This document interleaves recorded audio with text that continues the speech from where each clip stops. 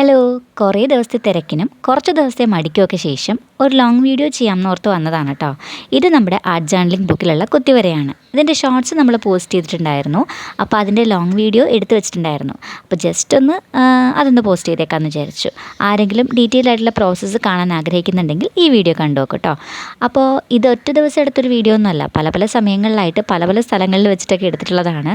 അപ്പോൾ അതുകൊണ്ട് തന്നെ എത്രത്തോളം കണ്ടിന്യൂറ്റി നിങ്ങൾക്ക് കിട്ടുമെന്ന് അറിഞ്ഞൂടാ. എന്നാലും ആരെങ്കിലും പെയിൻറ്റ് ചെയ്യുന്നത് കണ്ട് ഇൻസ്പയർഡ് ആയിട്ട് പെയിൻറ്റ് ചെയ്യാൻ ആഗ്രഹിക്കുന്ന ആളുകൾക്ക് ഒരുപക്ഷേ ഈ വീഡിയോ ഹെൽപ്ഫുൾ ആയേക്കാം. പിന്നെ ഈ ഒരു ആർട്ട് ജേർണലിംഗ് പുസ്തകത്തിനെക്കുറിച്ച് നമ്മൾ പല വീഡിയോസിലായിട്ട് ഷോർട്സിലും വീഡിയോസിലൊക്കെ ആയിട്ട് പറഞ്ഞിട്ടുള്ളതാണ്.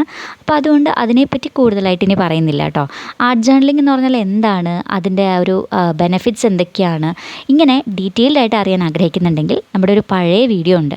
അതിൽ ഞാൻ കുറേ ഡീറ്റെയിൽഡ് ആയിട്ട് അത്യാവശ്യം റിസർച്ചൊക്കെ ചെയ്തിട്ടുള്ളൊരു വീഡിയോ ആണ്.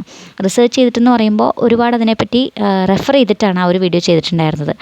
പക്ഷെ അന്ന് വലിയ കാര്യമായിട്ടുള്ള വ്യൂവേഴ്സൊന്നും ഉണ്ടായിരുന്നില്ല. ഇപ്പോൾ കാണുന്നത്ര പോലും ആളുകളുണ്ടായിരുന്നില്ല. ഇപ്പോഴും ഒരുപാട് വ്യൂവേഴ്സൊന്നും ഇല്ലെങ്കിൽ പോലും അന്ന് ആരും തന്നെ അത് കാണുന്നുണ്ടായിരുന്നില്ല. പക്ഷേ പതിയെയാണ് കുറച്ച് പേരെങ്കിലും ആ വീഡിയോ കണ്ടിട്ടുള്ളത്. അപ്പോൾ ആ വീഡിയോ കാണാത്തവരായിരിക്കും ഭൂരിഭാഗവും ഇപ്പോൾ ഈ വീഡിയോ കാണുന്നത്. അപ്പോൾ അതുകൊണ്ട് തീർച്ചയായിട്ടും ആ വീഡിയോ ഒന്ന് കണ്ടു നോക്കട്ടോ. അപ്പോൾ അതിൽ ഞാൻ ഡീറ്റെയിൽ ആയിട്ട് പറയുന്നുണ്ട് ആർട്ട് ജേർണലിങ്ങിൻ്റെ ബെനിഫിറ്റ്സ് എന്തൊക്കെയാണെന്ന്. അത് എൻ്റെ പേഴ്സണൽ എക്സ്പീരിയൻസും കൂടിയാണ് കേട്ടോ. പോയിൻറ്റ്സ് ആയിട്ടാണ് പറയുന്നതെങ്കിലും അതിൽ എനിക്ക് തോന്നിയിട്ടുള്ള ബെനിഫിറ്റ്സ് തന്നെയാണ് ആ പോയിൻറ്റ്സ് ആയിട്ട് ഞാൻ പറഞ്ഞിട്ടുള്ളത്. അപ്പോൾ ആ വീഡിയോ ഒന്ന് കണ്ടു നോക്കട്ടോ. ഇപ്പം നമ്മൾ ചെയ്തുകൊണ്ടിരിക്കുന്നത് ഒരു വാട്ടർ കളർ പെയിൻറ്റിംഗ് ആണ്.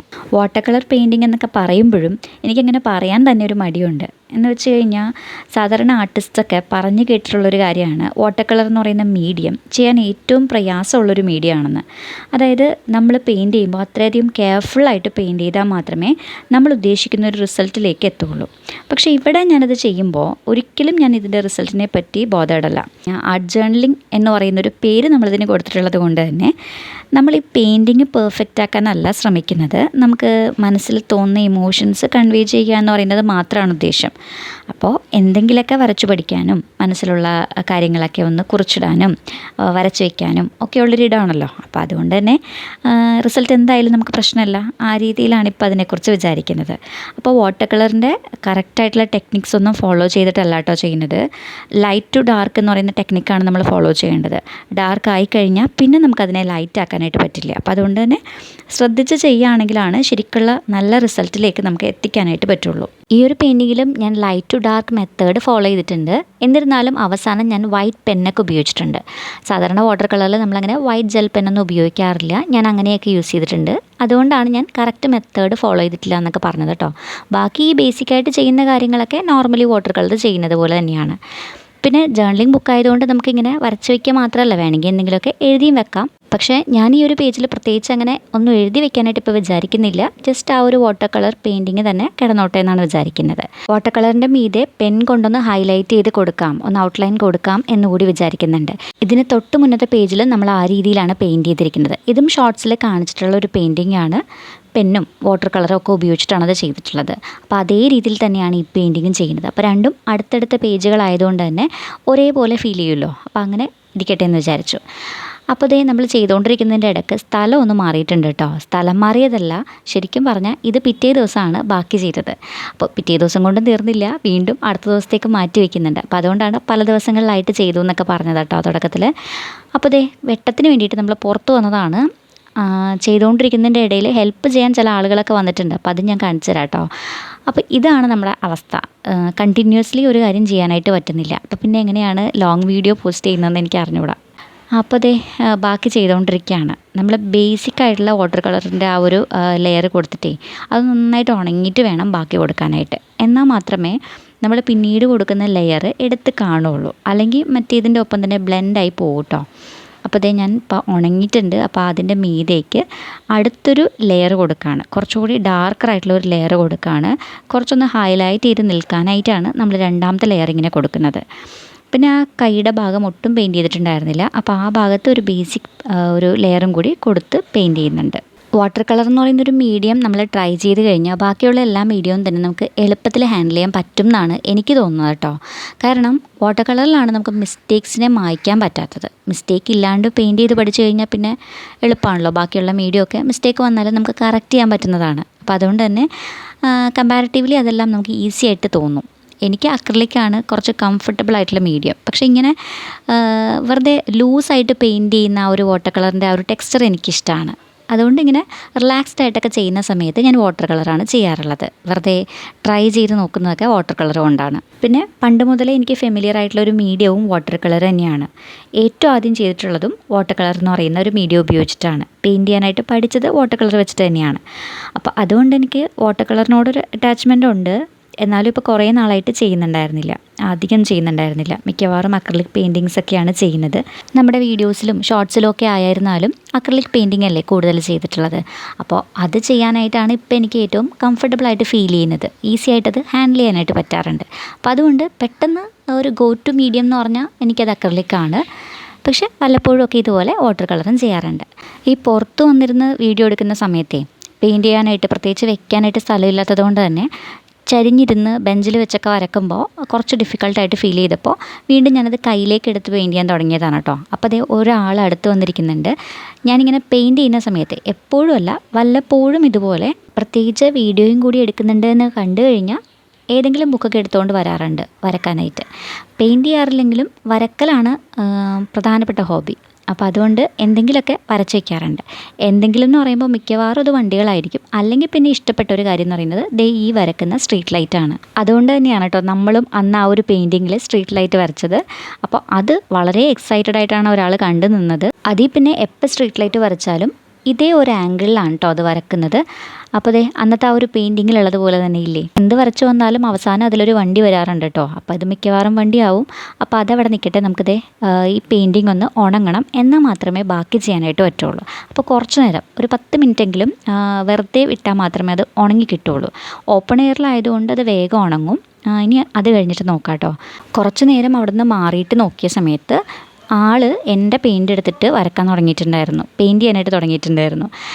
എൻ്റെ പെയിൻറ്റിങ് ബ്രഷുകൾ സാധാരണ ഞാൻ കൊടുക്കാറില്ല. സെപ്പറേറ്റ് പെയിൻറ്റിങ് ബ്രഷുകൾ വേറെ എടുത്ത് വെച്ചിട്ടുണ്ട്. അപ്പോൾ അതാണ് സാധാരണ പെയിൻറ്റ് ചെയ്യാനായിട്ട് പുള്ളി എടുക്കാറുള്ളത്.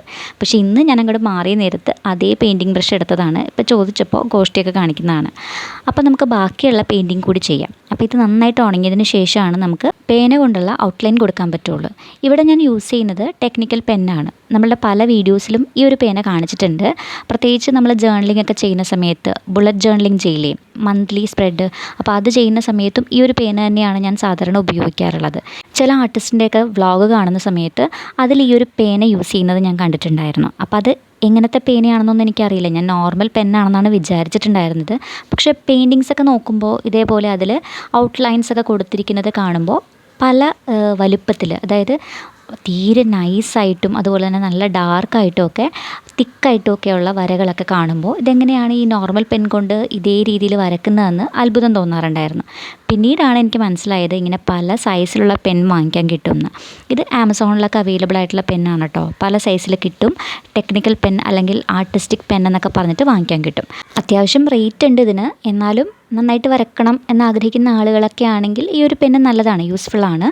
പക്ഷെ ഒരു പ്രശ്നമായിട്ട് എനിക്ക് തോന്നിയിട്ടുള്ളത്, നമ്മളിത് വാട്ടർ കളർ കൊണ്ട് പെയിൻറ്റ് ചെയ്തിട്ട് മീതെ പെൻ കൊണ്ടാണല്ലോ സ്കെച്ച് ചെയ്യുക.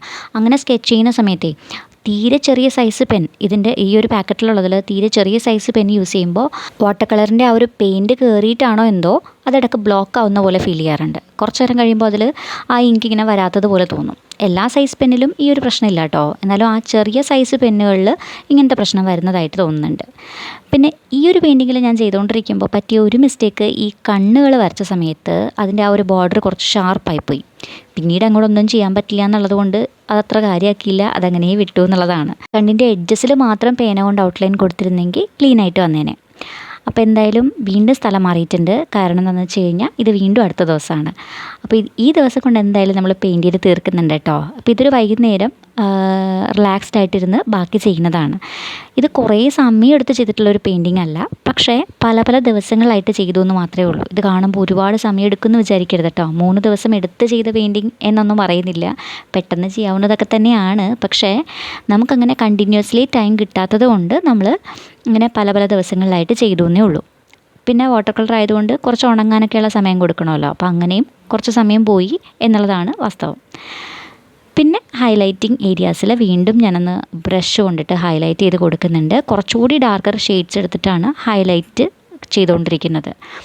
അപ്പോൾ ഇതിങ്ങനെ മാറി മാറി ചെയ്യുന്നുണ്ട് കേട്ടോ. ഇടയ്ക്ക് വാട്ടർ കളർ ചെയ്യുന്നുണ്ട്, വീണ്ടും നമ്മൾ പേന കൊണ്ട് ഒന്നുകൂടി ഔട്ട്ലൈൻ കൊടുക്കുന്നുണ്ട്. അങ്ങനെ മാറി മാറി ഒരു തോന്നുന്ന രീതിയിലൊക്കെയാണ് ചെയ്തുകൊണ്ടിരിക്കുന്നത്.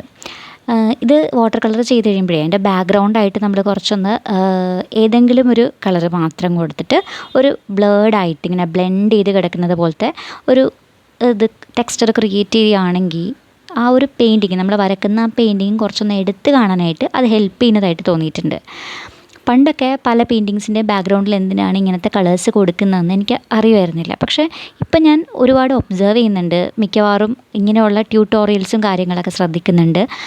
ഏതെങ്കിലും പുസ്തകങ്ങളോ ആർട്ടിക്കിൾസോ ഇതിനെപ്പറ്റി കണ്ടാൽ വായിക്കാറുണ്ട്. അപ്പോൾ അതുകൊണ്ട് എനിക്ക് അതിൽ നിന്നൊക്കെ മനസ്സിലായിട്ടുള്ളത്, നമ്മൾ വരക്കുന്ന ആ പെയിൻറ്റിങ് നന്നായിട്ട് പ്രൊജക്റ്റ് ചെയ്ത് കാണണം എന്നുണ്ടെങ്കിൽ അതിൻ്റെ ബാക്ക്ഗ്രൗണ്ട് കളറും നമ്മൾ അതിനനുസരിച്ച് സെലക്ട് ചെയ്യണം. എന്നാൽ മാത്രമേ ആ പെയിൻറ്റിങ്ങിന് ഒരു ഭംഗി ഉണ്ടാവുള്ളൂ.